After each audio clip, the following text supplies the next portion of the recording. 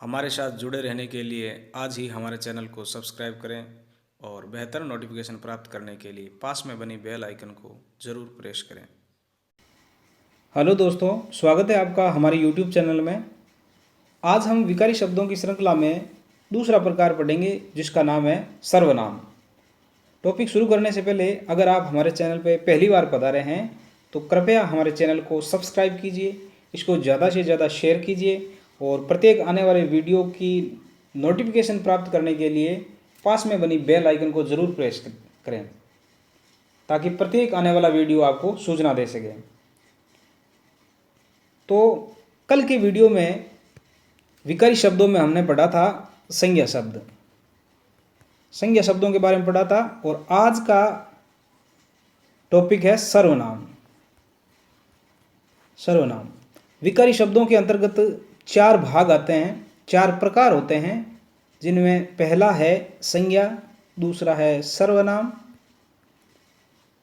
तीसरा है क्रिया और चौथा है विशेषण। विशेषण, क्रिया, सर्वनाम और संज्ञा, ये चार टॉपिक है वो विकारी शब्दों के अंतर्गत सम्मिलित हैं। तो आज का हमारा दूसरा टॉपिक है सर्वनाम। सर्वनाम का शाब्दिक अर्थ है सबका नाम। सबका नाम किस संदर्भ में प्रयुक्त होता है? सर्वनाम सर्वनाम किस संदर्भ में प्रयुक्त होता है? जैसे एक वाक्य है, जैसे राम स्कूल जाता है।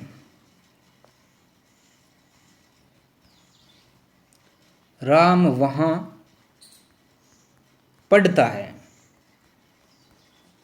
राम कक्षा में प्रथम आया। तो मेरे ये लिखने का तात्पर्य यह है कि जब किसी शब्द को किसी वाक्य में बार बार लिखते हैं तो वो वाक्य उसी शब्द की पुनरावृत्ति की वजह से नीरस हो जाता है। तो उस पुनरावृत्ति को रोकने के लिए, उस नीरसता को रोकने के लिए जिस शब्द का प्रयोग किया जाता है वाक्य के अंतर्गत, उन्हें सर्वनाम शब्द कहते हैं। जैसे इसी वाक्य में मान लीजिए राम की जगह हमने लिख दिया राम स्कूल जाता है, और यहाँ राम की जगह लिख दिया वह वहाँ पढ़ता है। तो वह शब्द किसके लिए आया है? वह शब्द राम के लिए प्रयुक्त हुआ है। तो इसको परिभाषा के माध्यम से बांधे तो ये हो सकता है कि वाक्य में संज्ञा की पुनरुक्ति को दूर करने के लिए जिस लिए संज्ञा के स्थान पर प्रयोग किए जाने वाले शब्दों को सर्वनाम कहते हैं। यानी वे शब्द जो वाक्य में संज्ञा के स्थान पर प्रयुक्त होते हैं वे शब्द सर्वनाम कहलाते हैं। अर्थात वाक्य में सरसता बनी रहे, वाक्य उसी शब्द की पुनरावृत्ति के कारण नीरस नहीं हो जाए, इसलिए उस शब्द के जगह, उस शब्द के स्थान पर जिस शब्द का प्रयोग किया जाता है उसे सर्वनाम शब्द कहते हैं। लेकिन ये देखें तो गुंजन विद्यालय जाती है, वह वहाँ पढ़ती है। तो वह किस के लिए आया है? गुंजन के लिए प्रयुक्त हुआ है। तो गुंजन क्या है? संज्ञा शब्द है, और संज्ञा के स्थान पर कौन सा शब्द प्रयुक्त हुआ है? वह। तो परिभाषा के माध्यम से देखें तो वाक्य में संज्ञा की पुनरुक्ति को दूर करने के लिए संज्ञा के स्थान पर प्रयोग किए जाने वे सारे शब्द है वो सर्वनाम कहलाते हैं। सर्वनाम के 6 प्रकार होते हैं। पुरुषवाचक सर्वनाम, निश्चयवाचक सर्वनाम, अनिश्चयवाचक सर्वनाम, प्रश्नवाचक सर्वनाम, संबंधवाचक और निजवाचक। सबसे पहले देखते हैं पुरुषवाचक सर्वनाम। पुरुषवाचक सर्वनाम तीन प्रकार के होते हैं। तीन प्रकार के होते हैं। एक तो होता है आपके कहने वाला, जो कर्ता स्वयं होता है, उसके लिए नाम आएगा उत्तम पुरुष। दूसरा है सुनने वाला, वो आएगा मध्यम पुरुष। और तीसरा है जिसके बारे में कहा जाए, वो होता है अन्य पुरुष। वो अन्य पुरुष की श्रेणी में आता है। तो जिन सर्वनामों का प्रयोग बोलने वाले, सुनने वाले या अन्य किसी व्यक्ति के स्थान पर किया जाता है, वह पुरुषवाचक सर्वनाम कहलाते हैं। इसमें कहने वाला उत्तम पुरुष में आता है। जो कहता है, जो खुद कहता है, वह उत्तम पुरुष की श्रेणी में आता है। उसमें खुद के लिए, स्वयं के लिए अकेला अगर है तो उसमें वो खुद मैं शब्द का प्रयोग करेगा। मैं लिखता हूँ, तो मैं लिखता हूँ ये पुरुषवाचक सर्वनाम के अंतर्गत उत्तम पुरुष श्रेणी के अंतर्गत सम्मिलित हो जाएगा। बहुत सारे हैं तो उसमें हम शब्द है वो, अर्थात मैं का बहुवचन हम हो जाएगा। मुझे और मेरा, ये सारे उत्तम पुरुष सर्वनाम के अंतर्गत आते हैं। आगे है सुनने वाला, यानी मैं कहता हूं और मेरे सामने जो है वो सुनने वाला, वो मध्यम पुरुष के अंतर्गत आएगा। सुनने वाले मध्यम पुरुष के अंतर्गत आएगा। और अगर अपने से छोटा है तो उसके लिए वह तू शब्द का प्रयोग करेगा। और वही अगर बहुवचन में है तो तुम शब्द का प्रयोग करेगा। और आदर्शवाचक के लिए आप शब्द का प्रयोग करेगा। आदर्शवाचक के लिए आप शब्द का प्रयोग करेगा। और यही और आपका, ये सारे मध्यम पुरुष सर्वनाम के अंतर्गत सम्मिलित है। तीसरा है जिसके बारे में कहा जाए, वो अन्य पुरुष की श्रेणी में आएगा। वह, यह, वे, ये, वो, उन्हें, ये सारे अन्य पुरुष की श्रेणी में आते हैं। जैसे यह है, यह किसके लिए आएगा? जो एक वचन हो और पास में हो, यह उसके लिए प्रयुक्त होगा। और वह उसके लिए प्रयुक्त होगा जो दूर हो और एक वचन में हो। और ये पास में हो और बहुवचन में प्रयुक्त हो, तो वो, वे, तो उसके लिए ये का प्रयोग किया जाता है। और वे जो दूर हो और बहुवचन हो, उनके लिए वे शब्द का, उनके लिए वे सर्वनाम का प्रयोग किया जाता है। तो आपके ये समझ में आ गया होगा। आगे है निश्चयवाचक सर्वनाम। ये निश्चितता बताता है। ये निश्चितता बताता है। वे सर्वनाम जो किसी निश्चित व्यक्ति या वस्तु का बोध कराते हैं, निश्चयवाचक सर्वनाम कहलाते हैं। जैसे इसमें आएगा यह, वह, इस, उस, ये, वे, ये सारे शब्द है वो निश्चयवाचक सर्वनाम के अंतर्गत सम्मिलित होंगे। जैसे वह आपकी घड़ी है, वह आपकी घड़ी है, यह मेरा घर है, यह मेरा घर है। तो ये सब निश्चयवाचक सर्वनाम के अंतर्गत आएंगे। अब एक है जैसे अन्य पुरुष में भी यह और वह, ये वे आ रहे हैं, और निश्चयवाचक में भी यह वह, ये वे आदि आ रहे हैं। तो इनकी पहचान के लिए क्या होता है कि वे सर्वनाम शब्द, अगर ये शब्द किसी संज्ञा में व्यक्ति विशेष के लिए अगर आ जाए तो वो अन्य पुरुष सर्वनाम में, अन्य पुरुष वाचक सर्वनाम में प्रयुक्त होंगे। और यही शब्द या यही सर्वनाम शब्द अगर किसी वस्तु या स्थान विशेष के लिए प्रयुक्त हो जाए तो वो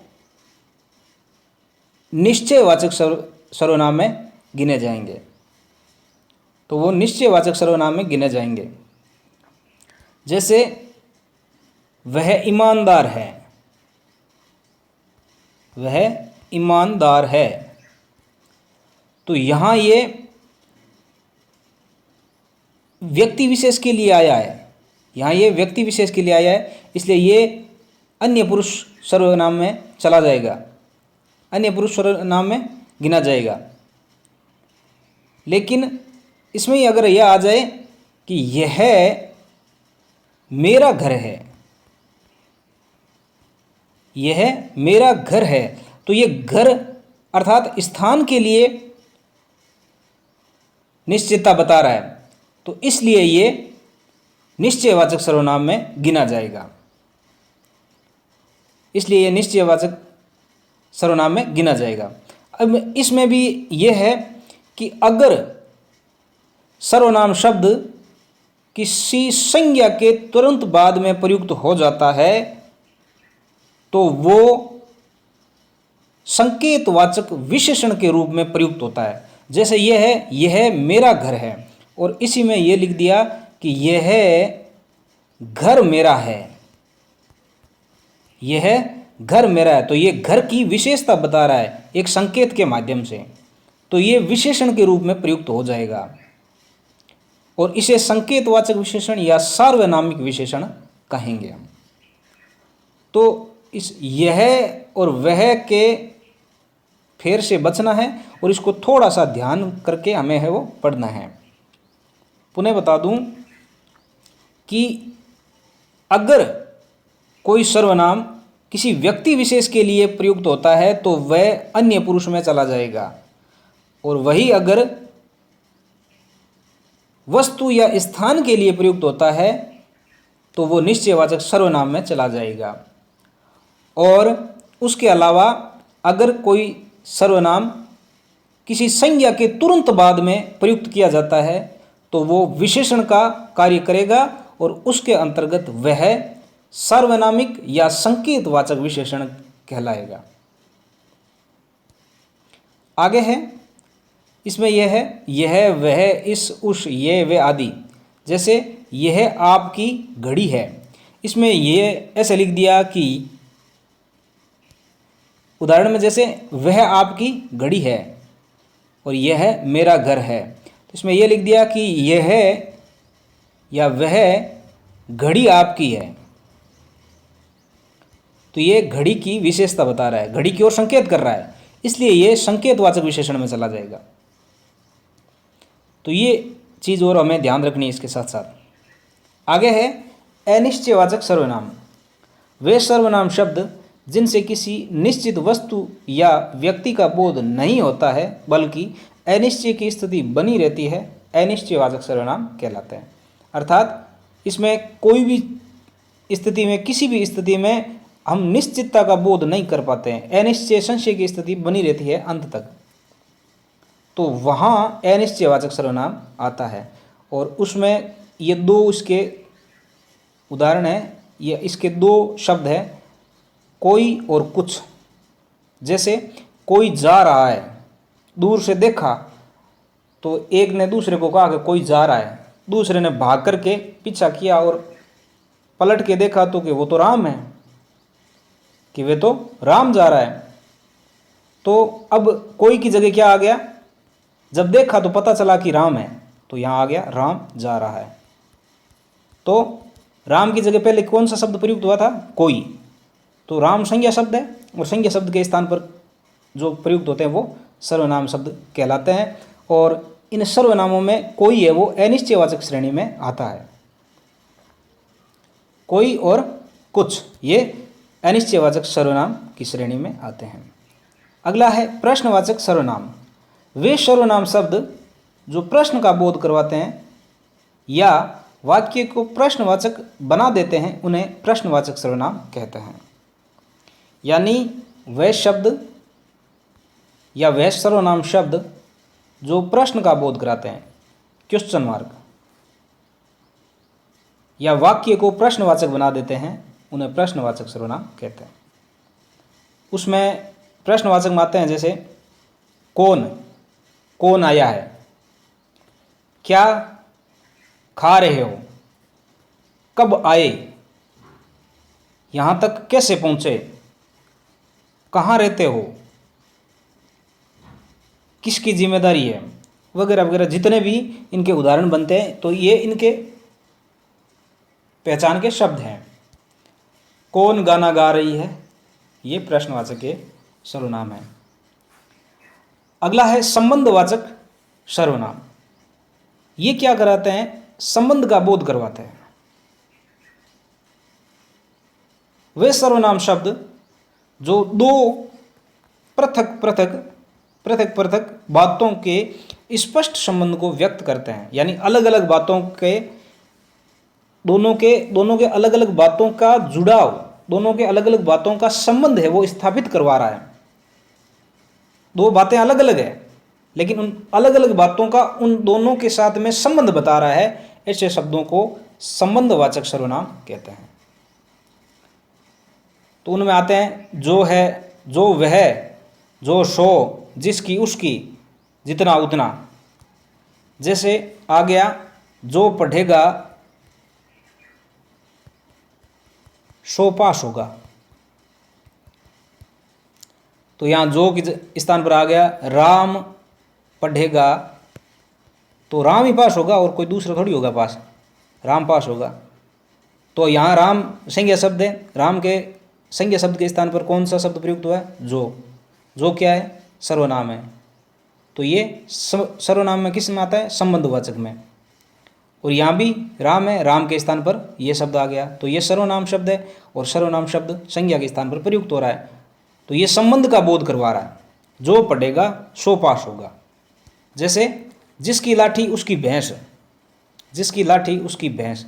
तो ये जिसकी लाठी, जैसे राम की लाठी, तो जिसकी लाठी स्वाभाविक है, राम की लाठी है तो राम की भैंस होगी।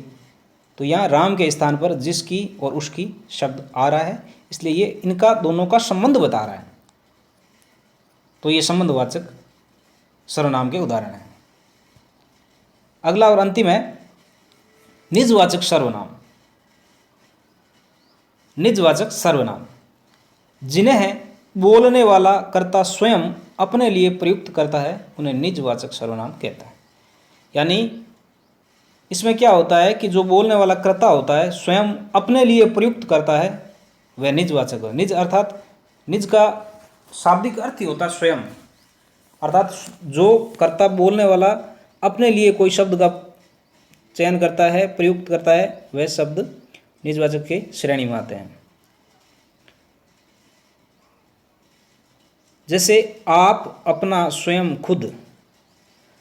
अब आप यहाँ पे हम देख रहे हैं कि आप आपके पुरुषवाचक सर्वनाम के मध्यम पुरुष में भी आप शब्द का प्रयोग हुआ था। तो उसमें और इसमें फ़र्क इतना है कि वहाँ जो आप शब्द का प्रयोग हुआ था वह आदर्शसूचक अर्थ में प्रयुक्त हुआ था। यानी जहाँ आप शब्द का प्रयोग आदर्शसूचक में प्रयुक्त होता है वहाँ पुरुषवाचक सर्वनाम के मध्यम पुरुष में वो गिना जाएगा। और आप शब्द का आदर्शसूचक अर्थ न हो तथा कर्ता अगर स्वयं के लिए प्रयुक्त करता हो तो वहां निजवाचक सर्वनाम आएगा।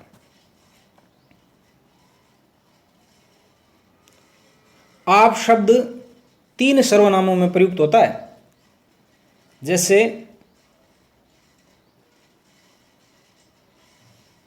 एक तो पुरुषवाचक के